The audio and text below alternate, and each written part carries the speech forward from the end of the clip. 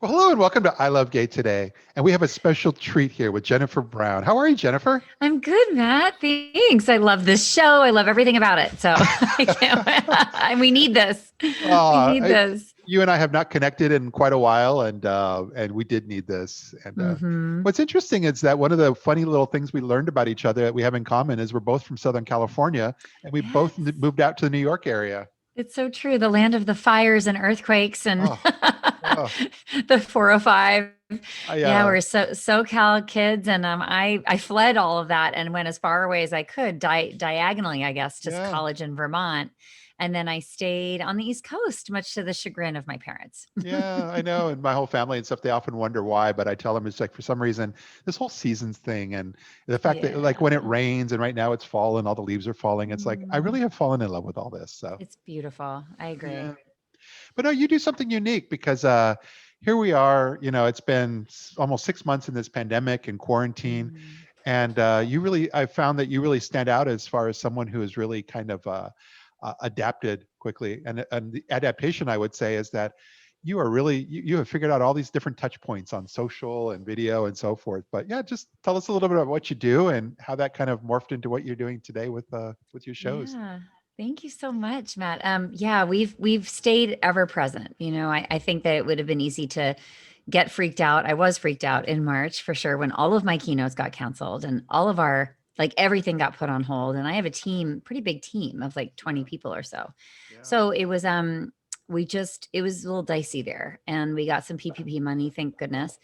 And then the whole kind of summer social justice movement that happened, starting with the murder of George Floyd and the reaction to that, and has awoken many of our clients and the need for this education that we have been doing for a really long time.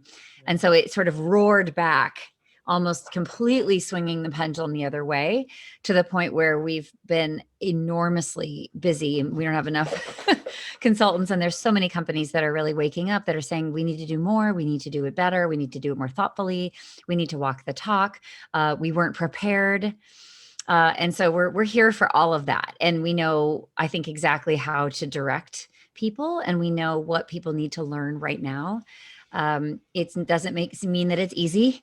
These are challenging times in the best possible way, and I know that they're hard times in so many ways too. But for the specific conversation about diversity, equity, and inclusion, and building workplaces where all of us can thrive, there has never been a moment like this, an opening like this for change. So we are we are so honored to be ready with the right stuff, like and Yeah, yeah. sort of understand this moment in the way that we do. It's a total privilege to be living in this time. What is it when you're focused on the education and especially a lot of your clients are some of the big Fortune 500 companies, Mhm. but what is it that you do with them?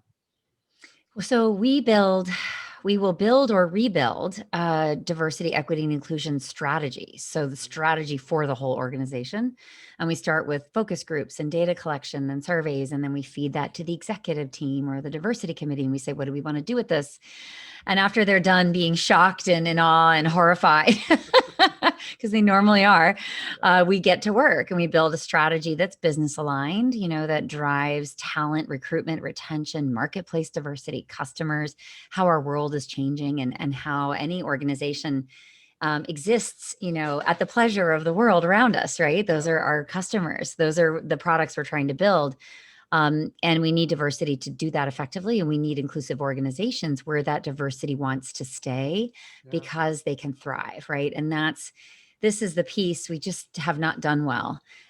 We meaning the business world. There's just so much improvement that's needed. And then out of the strategy, then will come, for example, awareness, education, training. It will sort of audits of certain policies and procedures through an equity lens, whether that's, a pay gap or whether it's hiring practices or promotion and advancement where there's a lot of bias that exists.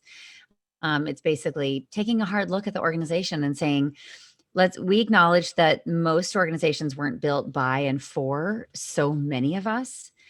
And that's what fundamentally we've been struggling against and what's Yeah. been, I think, squandering a lot of our potential. and that we need to change so that we can all do our best work, so we can thrive, so that we can contribute, because that's what we want to do as humans. We want to be seen and heard. We want to matter. Yeah. And we want our difference to not be swept under the rug, but we want our organizations to, be cognizant of that and actually be comfortable speaking what's not really been spoken. And Yeah. this year has been about truth telling. That is for sure. Well, it seems like, but it seems like, I mean, you've really been able to get that story across through so many different, like you interview others in your industry and Mhm. so forth, but you're doing podcasts and video. And what I was going to throw out there is that you're probably one of the top collaborators out there where you're not just Oh, doing it thank yourself, you. but I actually watch you pull together and team up with so many others in your industry. So Mhm. how's that all come together for you? I mean, I think I do my best thinking with others. Yeah. I would never do this work in isolation. I acknowledge that there's so much I don't know based on my lived experience, right? My identities. And so it makes me better to partner. It broadens my lens and sort of like exercises that muscle that I need as a practitioner to be inclusive, right? Because I still have work to do. We all do. But it's just, it's enriching. It's I think the community aspect of this work, we are all even competitors in our world. I don't even like that word, because we're all in this together and we're all kind of adding our own ingredient to the soup. Yeah. And we all do it in a different way, and it's all needed because our learners, sort of the end users of what we teach and consult around, are all in very different places, and they hear the message differently, and they need to see different messengers giving the message too. And so the whole goal we share, which is to unlock this conversation and make progress. Yeah. But what's fascinating about it is you have to be so creative in terms of meeting a client where they're at, and giving them just the right next step and speaking to them in a language they can understand, Yeah. and knowing that literally it can vary individual to individual within an organization. And so I just think the more voices, the more messages, the more messengers, we need everybody, and then some, to kind of bring the whole group along together versus leaving people behind because they're still in this place of, well, I don't get it, I don't understand why diversity is important. And there are those, but I think there's way more interest now than I've ever seen in saying, what can I do, what do I need to learn, what don't I know, how can I lead differently? I mean, there's so much appetite for that and help needed, and I'm really heartened by that. I agree and love it. And that's, I think, what also keeps us well aligned is that I'll say out of all the social media, LinkedIn, Facebook, that I stay on top of your world. I would just say that, to go to your point, Twitter is the one that is the most Mhm. humbling, while at the same time is most empowering. It's empowering because you really can amplify your voice and you could reach people that are of Yeah. like mind that you never even knew that you could reach. But it's Hmm. humbling Hmm. because you realize it's the most reflective of showing you that you are part of a vast sea and ocean of people. Um, Yes. and so forth. And so when you realize that, it's not all about you, that you are part of something bigger, but that you do have a voice. And it's kind of Right. like all this election stuff coming up next week. Mm, It makes you feel good. It makes you it feel positive about does. humanity, even though there's a lot of craziness in the meantime. And Twitter's not thought about like you just described very often, but when I mentor people into this field, I say there's a whole community going on Yeah. in Twitter that you just, even if you just put some hashtags in and read who's writing about things and read the research and understand who the players are and the influencers and the voices and the Yeah. teachers and the authors, it's so enriching. And also, as somebody who's both a marginalized identity or two, right, being in the LGBTQ community as a woman, cisgender woman, um, there's also my ally, the sharpening skills that I need as an aspiring ally. And so when I tune into Twitter, it's to read those long threads by my colleagues that identify differently than I do, to say, wow, like that's painful. I'm glad I know that now. I'm glad somebody took the time to explain what the experience is like. Yeah. And it is ultimately kind of arsenal, for me to then go in and create change, because that knowledge is invaluable. And I can't think of another medium that really like helps the business professional, particularly a consultant, Yeah. to, because our trade, our currencies are knowledge, and it's our, not just our own knowledge, but right, it's the knowledge we can marshal to do what we do. Yeah. And particularly in this work, it has to be kind of a cumulative body of work that we have to represent somehow, whether it's our sort of direct understanding of the world or not. And so Twitter helps me really broaden that enormously. Helps us to communicate and collaborate, which is the Yeah. key moving forward. So no, this is amazing. And I know you're short on time, and we're just really happy that you're able to share a few moments of your time and get our audience has an opportunity to get to know you a little better. Well, thanks, Matt.